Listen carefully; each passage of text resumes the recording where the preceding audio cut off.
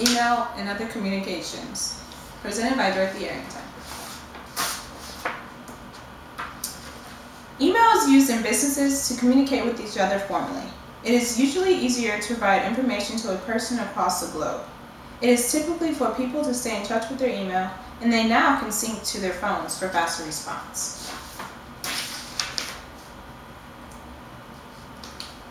Here are some common email providers that most people use. The great thing about these providers is that you can have these emails for an account that is free.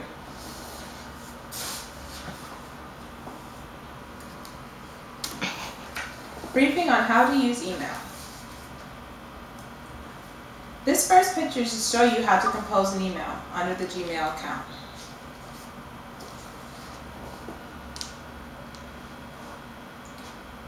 The second picture is where you address to the sender. You do not have to put who it's from because it's automatically shown as well as the time. The next is to add the subject. Also include this is always best to include to the receiver to know what to expect from you. And the fourth picture is showing you how to include your information to the receiver. You can now type or paste whatever you need to say to that person. And the last picture is to show you how to send it. This is the last time you can check your work, check your spelling, and make sure that you have everything you wanted to say to the person.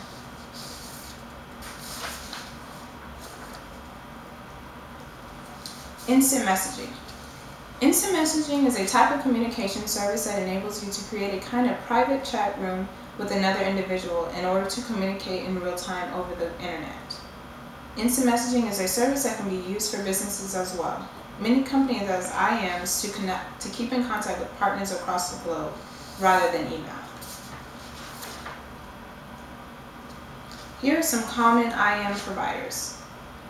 While being common, they're actually free, which only includes a download for their website. Here's a video on how to use instant messaging.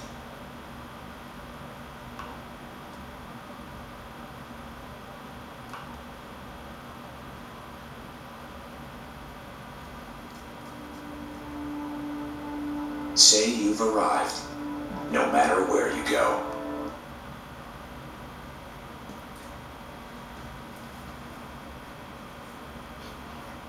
An ad.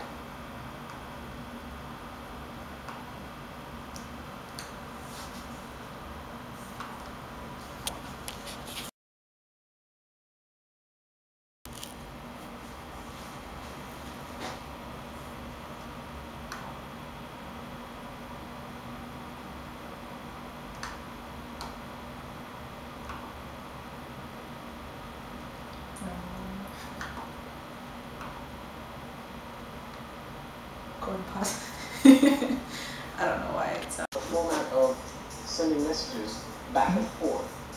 Bend it down a little bit so you can see. Now I want to talk about instant messaging. Instant messaging is a format of sending messages back and forth instantaneously between your computer terminal and another computer terminal. And that other computer terminal could be anywhere in the world. It doesn't matter. So long as it's connected to the internet, it has the same application such as AOL Instant Messenger or MSN Instant Messenger or Yahoo Instant Messenger, one of those big three names or any other small ones. You can talk to people instantaneously, which is different than email, because in email you have to send it and you wait for them to receive it and open it and reply. And here, this is a much more faster service. Let's take a look at, contact one of our friends here that are online. And internationally, we could say, hopefully they're on the other side. And let's see if they're available.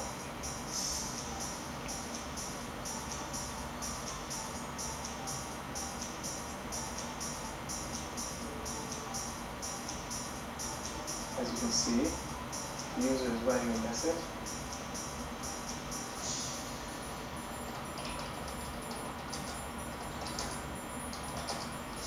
How are you today? Drag the menu down a little bit, get a bigger, wider screen. And basically what I'm having now is a conversation back and forth with a user. It could be even, on the other side of the world from where I'm located. You can talk to family and friends and keep in touch, because people tend to not have the ability to keep in touch, and this is a very, very good way to keep in touch.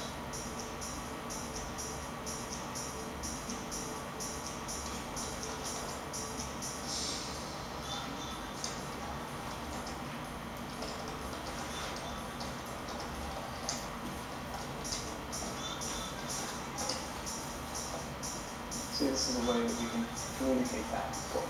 Now, simultaneously, what's nice with instant messengers is that I can use another user and actually talk to another user. And you can talk to multiple users at the same time, which makes it a lot more interesting. Let's take a look at this user.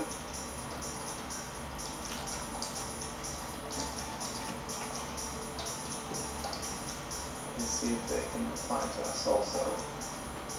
And you can see that this noise comes up because the menu wants to come up to the front, because that user just sent us the message. So I can click on that, and then it shows that, see, the other user has replied also, and as you can see, we are now having a multiple conversation with multiple people.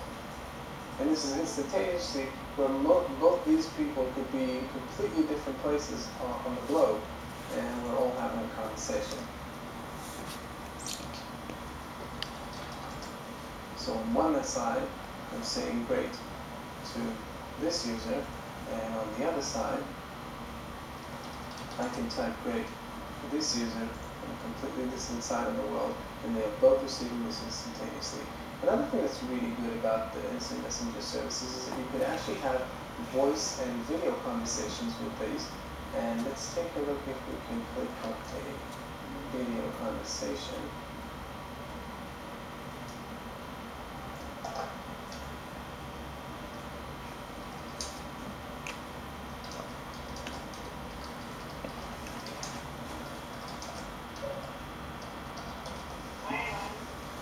Hi, how are you? Hold on one second while I close the other user.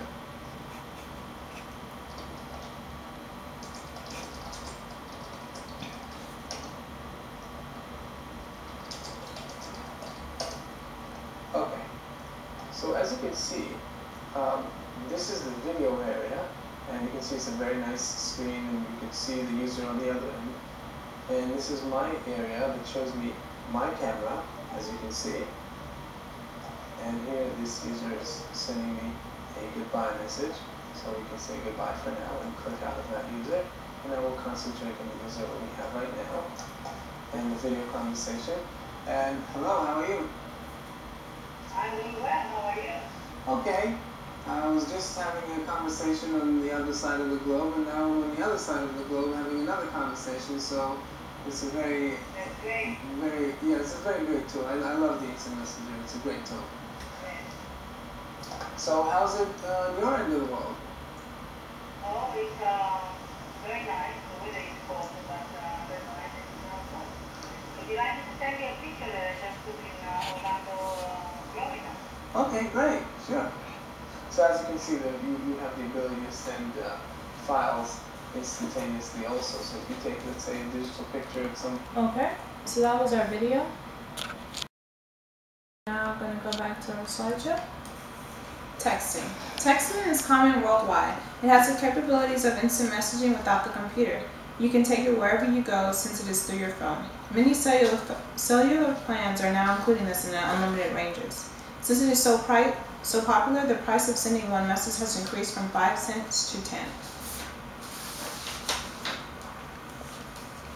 Bonus features to texting. Sending pictures in a text message requires that you have MMS. Another fun feature is sending a group text where people can contact each other all at the same time. You can also have it set up where your phone has predictive text, meaning it can predict the word you are about to type within the first 2 or 3 letters. You now have options on attaching attachments in text messages. Along with this, you can also use spell check before you click send.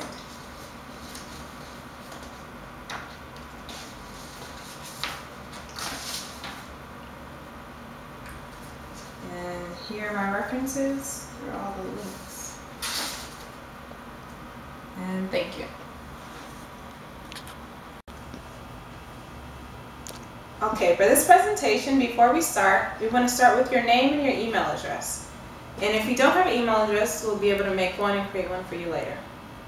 But we want to see what you do know about email, instant messaging, and texting. You can go ahead and elaborate on how much you know about the email, such as providers, who you use, what internet processors you use.